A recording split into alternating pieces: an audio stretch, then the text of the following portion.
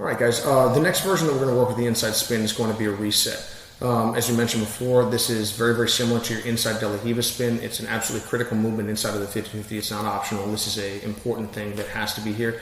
And rather than using this as a direct attack, we're going to use this as a reset in transition. The value of attacking in transition cannot be overstated. It's incredibly important because you recognize initially you win because you know things that the other guy doesn't, or you're more athletic than they are, or you're tougher, you possess these physical, mental, or informational qualities that they just don't. Let's say you train at a gym where people have more experience or more information. That's a huge edge. However, as you get closer and closer to the top level, the legitimate top level, you're going to find that informational gap can exist from time to time, but it won't persist over the course of years. Every now and then we see something that comes along, position-wise, technique-wise, that alters the face of the game, or seemingly alters the face of the game, when in reality it doesn't. It just becomes, hey, this is a real move. Like the Berimbolo was a version of that, an example of that in the late 2008, 9, 10, where people were very, very good, were getting blown away sometimes because they didn't understand this position and this new attack. And that didn't alter the face of the game, but it became a really important and very valid move, no different than half guard or an arm lock or anything else that if you were unaware of, you're going to find yourself on the wrong end of things. Certain leg attacks are very similar to that, as we've seen in the past, and this is no different. Now, attacking in transition is something that does not require an informational edge. I really don't care if you know what I'm doing. If I'm ahead of you in the sequence and I execute properly, I'm going to tend to get a very, very good result. So this is going to be an in-transition attack of the inside spin. And we're going to talk more about transitional attack and positional attack and informational edge later on.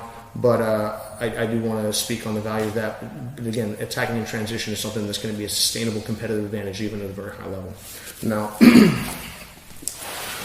initially, when I want to start to win this position, I turn myself to the outside. I can't overstate the importance of that. You build base, you get on top, you crush people into the ground when you grapple well. Your opponent operating under the same framework when he or she is executing proper technique and is properly armed with information and skill, sometimes you can find yourself kind of clashing heads. So how does this work out? Well, here I am.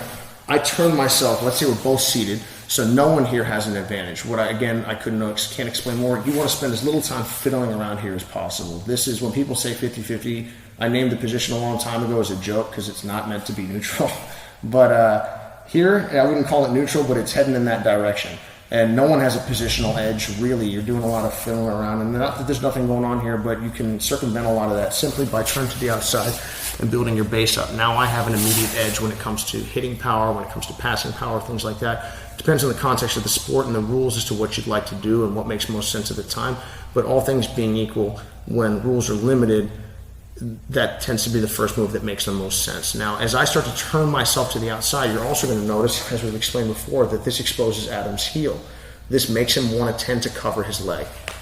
This keeps the position locked, as we've explained before, and as we're going to come constantly into, the threat of that inside heel hook is very, very significant. And when you remove that, a lot of the position fundamentally changes. I'm looking at you, IBJJF. Can I borrow for a second? If we're here.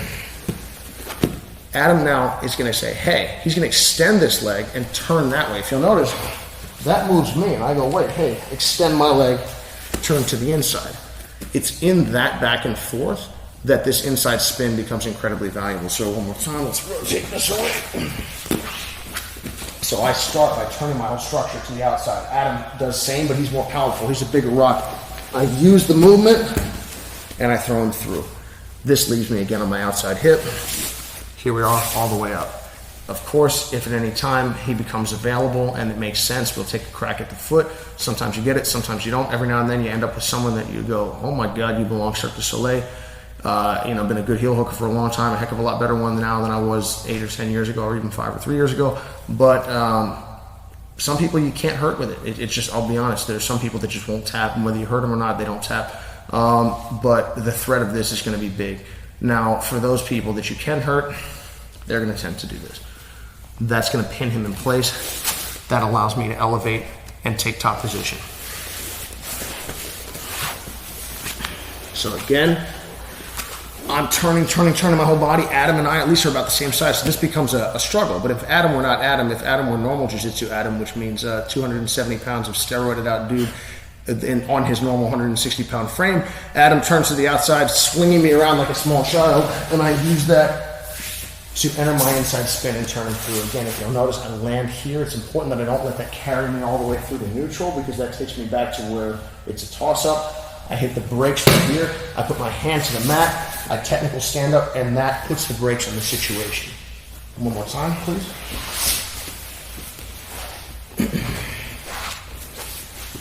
It's in the balance. I'm turning. Adam's not having it. I go with, inside, outside hand.